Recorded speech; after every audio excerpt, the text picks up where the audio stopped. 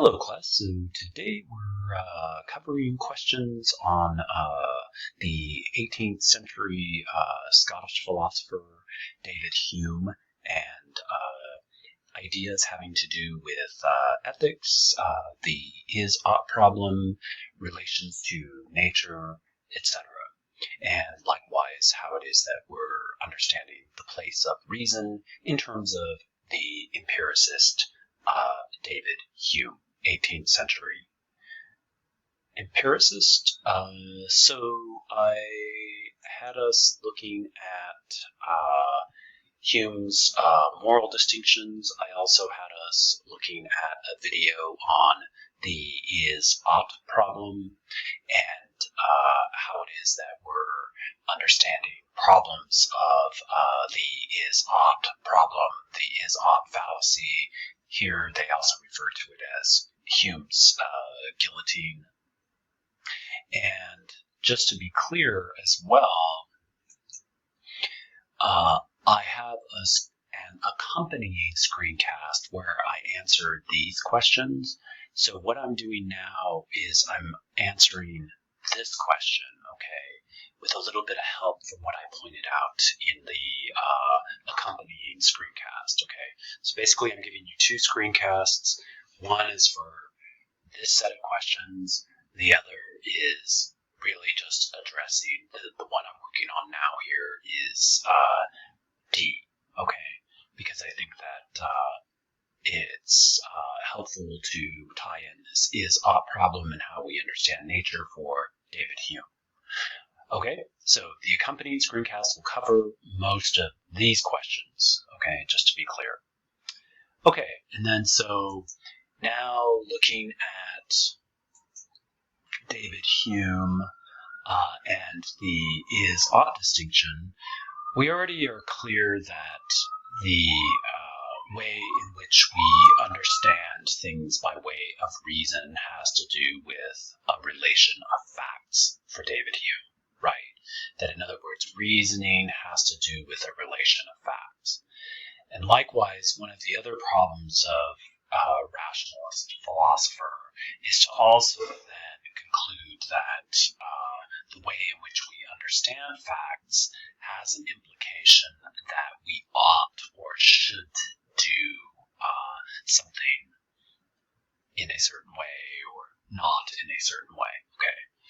And the point there is to distinguish is from ought. In other words, let's be really careful in understanding that we oftentimes are empirically looking at matters of fact, in other words, what is, and then drawing conclusions to ethical issues of ought or should or ought not or should not, okay?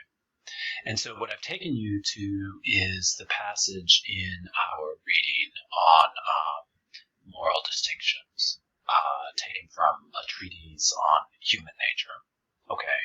And interestingly enough, here on page 15, we actually find the is-ought problem isolated by David Hume. So let's read it. I cannot forbear adding to these reasonings an observation which may perhaps be found of some importance. In every system of morality which I have hitherto met with, I have always remarked that the author proceeds for some time in the ordinary way of reasoning and establishes the being of a god, or makes observations concerning human affairs. When of a sudden I am surprised that instead of the usual copulations of propositions, in other words, propositions that are brought together as matters of fact, in other words, relations of ideas, is and is not, I meet no proposition that is not connected with an ought. I meet no proposition that is not connected with an ought, okay, or an ought not. So here we have this double negative.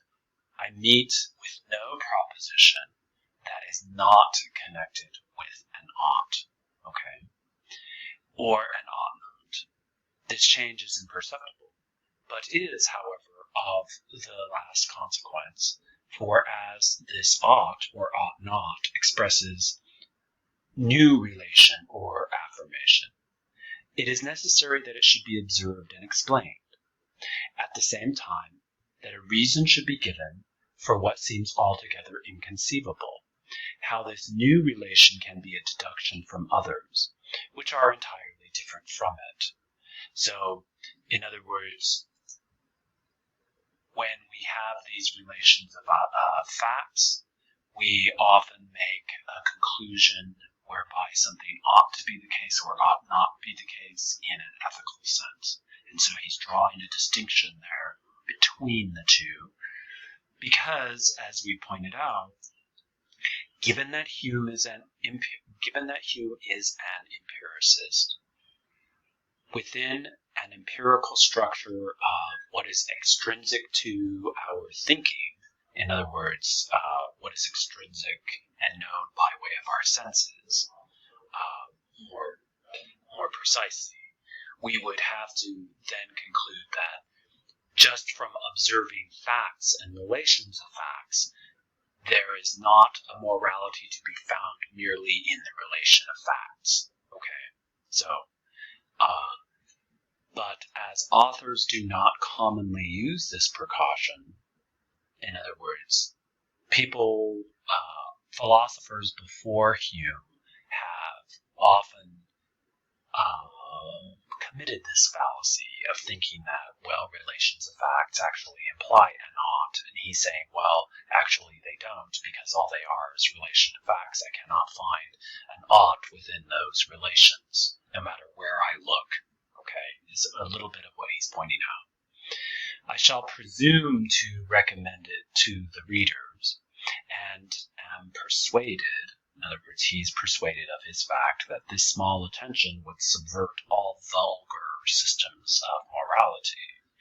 And let's see that the distinction of vice and virtue is not founded merely on the relations of objects, nor is it perceived by reason. In other words, it does not originate in reason. Okay? Again, he's not throwing reason out.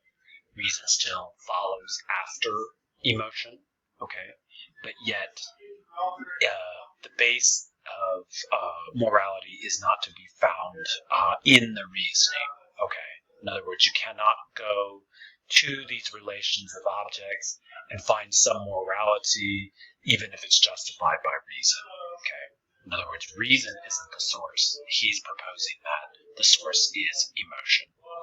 Now, how does that relate to nature? Well, we could see that relations of objects certainly is one way of seeing nature, okay?